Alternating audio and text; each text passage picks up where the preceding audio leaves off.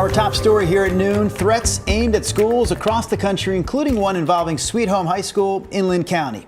Thanks for joining us. I'm Drew Carney. And I'm China Green. The Sweet Home School District shut down all of its schools today because of concerns over that threat made towards the high school. The police department posted on Facebook saying that they've identified a minor who is not enrolled in the district. They say he posted a picture of himself holding a pistol with a reference to the school.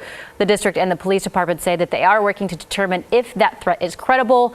The school district also received a threat towards the high school over the summer, but police found that that one was not credible. In the meantime, schools in Seattle are also on high alert after threats seeming to target a high school and two middle schools there.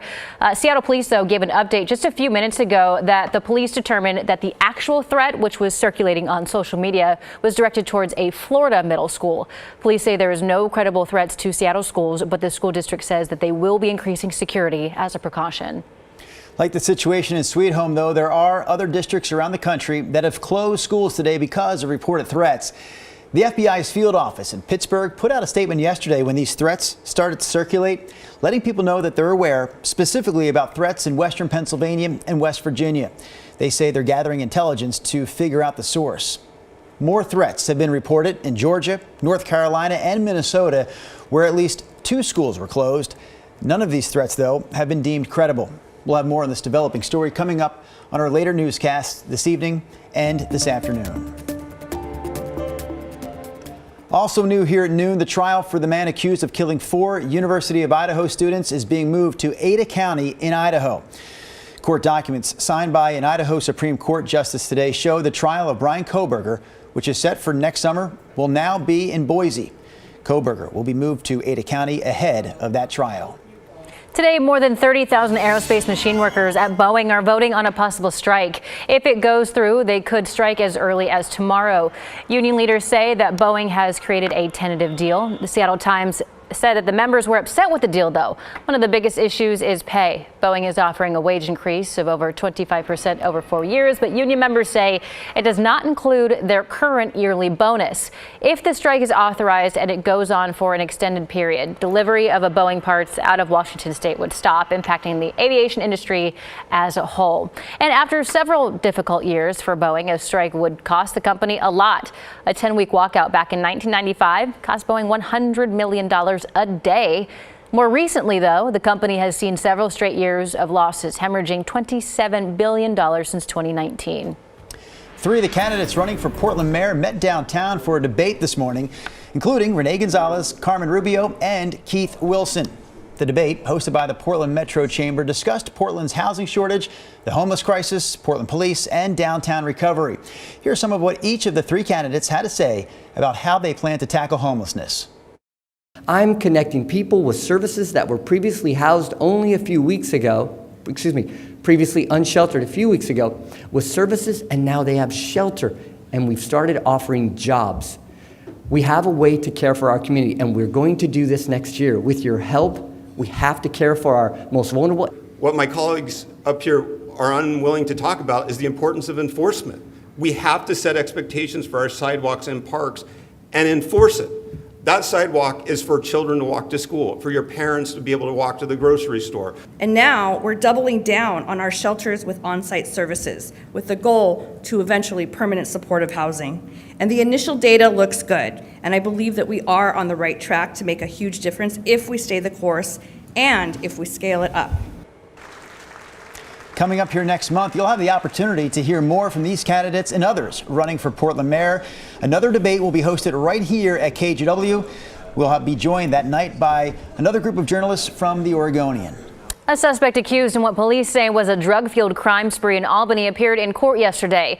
23-year-old Lucy Diethylamide accused of attacking an employee at a Love's travel stop Tuesday morning before stealing a Jeep and leading police on a chase. In court, the owner of that car told the judge that this all came less than 24 hours after his father passed away. I lost one loved one, and I could have lost another, or my loved ones could have lost me. Over a car. The suspect was eventually stopped by police and overdosed. Officers gave them Narcan before taking them into custody. Francine weakened to a tropical storm overnight after slamming into Louisiana just hours earlier as a Category 2 hurricane. Francine has caused a life-threatening storm surge and widespread flooding and power outages. NBC's Tom Yamas has more from New Orleans. This morning, residents in New Orleans surveying the damage after now Tropical Storm Francine slammed into New Orleans overnight as a fast-moving Category 2 hurricane. The Big Easy taking a direct hit from powerful winds up to 100 miles per hour, ripping off roofs and knocking out power. This is a shelter-in-place storm. Francine also pounding New Orleans and nearby coastal communities with more than 8 inches of rain, floodwaters cutting off parts of the city. Officer, they have a truck right here. NBC New Orleans affiliate WDSU live on the air when a driver drove right into a flooded overpass and started to sink. It seems like one person is in that vehicle. A Good Samaritan springing into action to save his life. They're walking that guy back that way, to check on him to make sure he's good. A storm surge of up to 4 feet flooding major highways. The rain is endless, the wind is as strong as it's been, and over here the storm surge from Lake Pontchartrain, the waves now crashing over the seawall.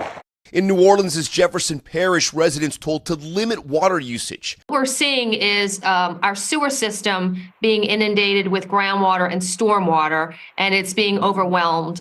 The National Guard now deployed into communities. We've got search and rescue boats, we've got high water vehicles, we've got soldiers that will react once the storm lifts. But even the guardsmen not immune to Francine's impact, one of its trucks skidding off a rain-slicked road. Luckily, no one was hurt. The storm setting off tornado warnings across Louisiana and southern Mississippi. I'm just praying and asking the Lord to protect us. And all flights in and out of the New Orleans airport canceled. The powerful system strengthened by the warm waters of the Gulf, hitting many communities still bearing the scars of past hurricanes. Now, a new recovery begins. And our Rod Hill has also been tracking Francine. Rod? Yeah, important to note, while great information and at one time current, that story now is somewhat dated. So here's what's happening. And the news today has been very encouraging. So the storm, no longer a tropical storm, it's a tropical depression, 35-mile-per-hour sustained winds around this main rotation area moving up through northern Mississippi, up into Tennessee and Arkansas. Now, Memphis has had 3 inches of rain. They're under a flash flood advisory or watch. They could get another 3 inches. It looks like these heavier rain bands, including what's actually channeling off into Florida, are going to be producing at most 3, 4, 5, 6 inches of rain. That's generally pretty manageable for this area overall, outside of some brief flooding. There's a blanket wind advisory, but only for gusty winds up to about 40 or 45 miles per hour. So again, this is pretty manageable. There are no tornado watches or warnings in effect, so the severe weather threat today has even been somewhat limited, so that's encouraging news. Okay, here at home, out in Montana and Idaho, that's the rain shower activity we had yesterday. We've had some spritzy showers at times this morning drop out of these clouds, but generally we are dry. It's 64 degrees, and I expect gradually that we will see increasing sunshine today. I have a high temperature up to 72. For now, back to you. All right, Rod, thank you for that update. Let's talk about college football now. The Pac-12 is adding 4 new schools to its mix. Boise State, Fresno State, Colorado State, and San Diego State are all set to leave the Mountain West Conference and officially join the Pac-12 in July of 2026. That announcement came down this morning, meaning Oregon State and Washington State will have some new company in the conference. Those 4 Mountain West schools will have to pay around $18 million for leaving, and the Pac-12 will pay around $43 million to Mountain West for poaching those schools. The Pac-12 still needs 2 more schools to meet the NCAA minimum requirement for a conference. Coming up, California's governor has declared an emergency declaration for Los Angeles and San Bernardino counties after fires continue to rage. And Oregon is getting an almost $10 million boost to help fight fires and restore forests here at home. We'll be back in less than 2 minutes.